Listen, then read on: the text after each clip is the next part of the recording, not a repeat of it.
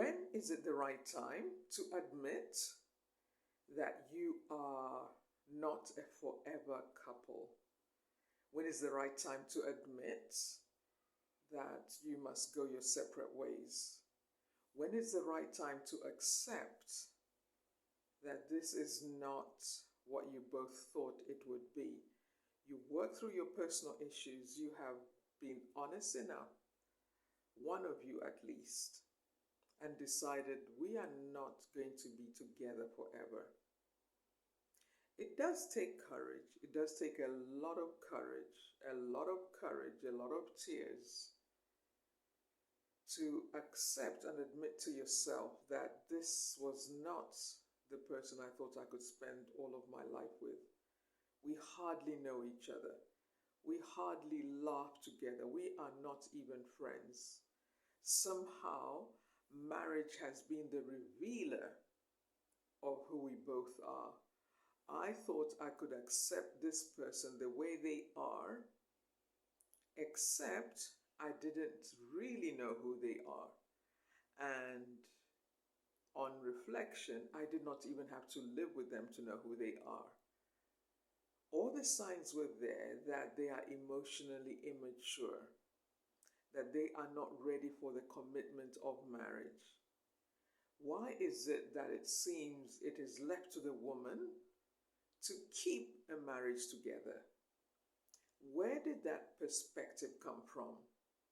And how has that perspective harmed a lot of families?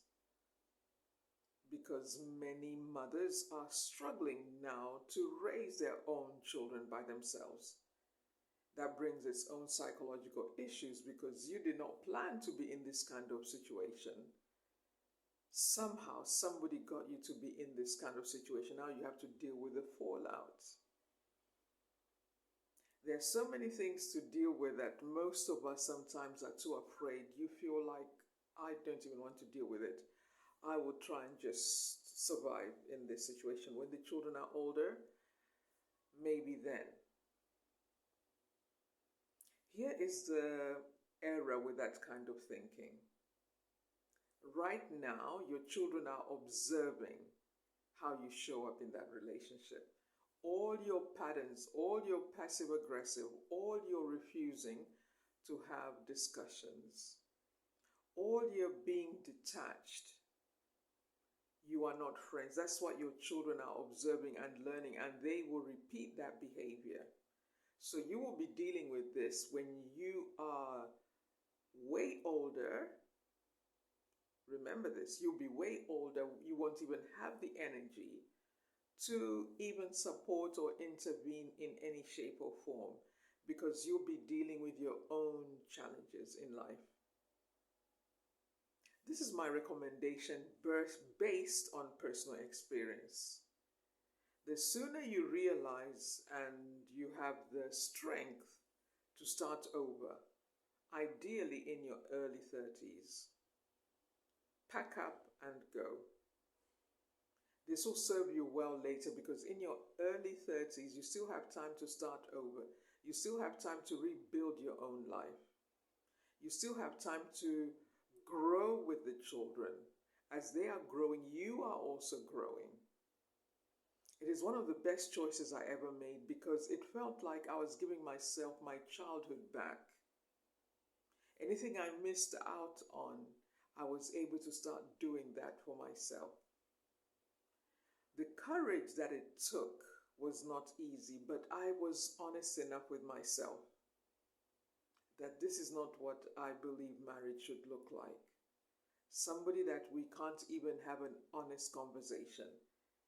When it comes to having an honest conversation, the person shuts down. So you cannot repair a marriage by yourself. There is no way you can do that. You also have to think, what about my own well-being? Never mind the children. If there are children involved, you really have to make a decision early.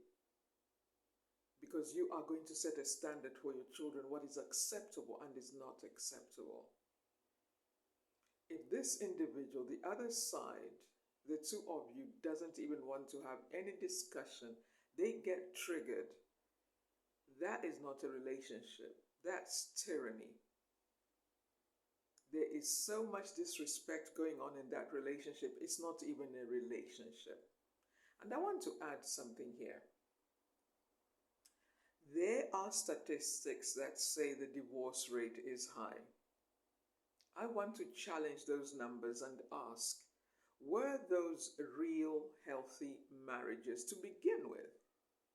Should they even have been labeled as marriage? Because marriage is more than just a paper. Marriage is bigger than the two of you. Marriage is God's idea. Those of you who have an issue with God, take it up with God. Marriage protects you. Marriage supports you. Marriage helps you to become the best version of you. A great marriage, that is. I'm not talking about these imposters. Having a wedding day doesn't mean nothing. It's the person before you even get to meet them. Who that person is before you get to meet them is where the truth really is.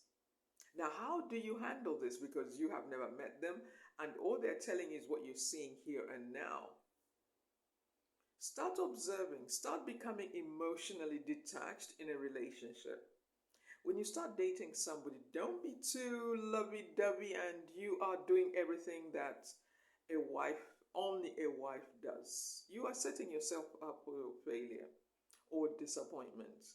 I know people will argue with me. There are some exceptions, they say. But for the majority of us, when you start dating somebody, listen, ladies, he shouldn't even come near your house. He shouldn't even know where you live. Because you are only creating an atmosphere of temptation and foolishness. I'll say that because as much as we don't want to admit it, some of our emotional problems are self-inflicted. We don't want to listen to sound advice like this one by somebody who has been there, done that, overcame, healed, and is standing on their own 2 feet and has never been in a mental health institution. Because you could end up dealing with the fallout.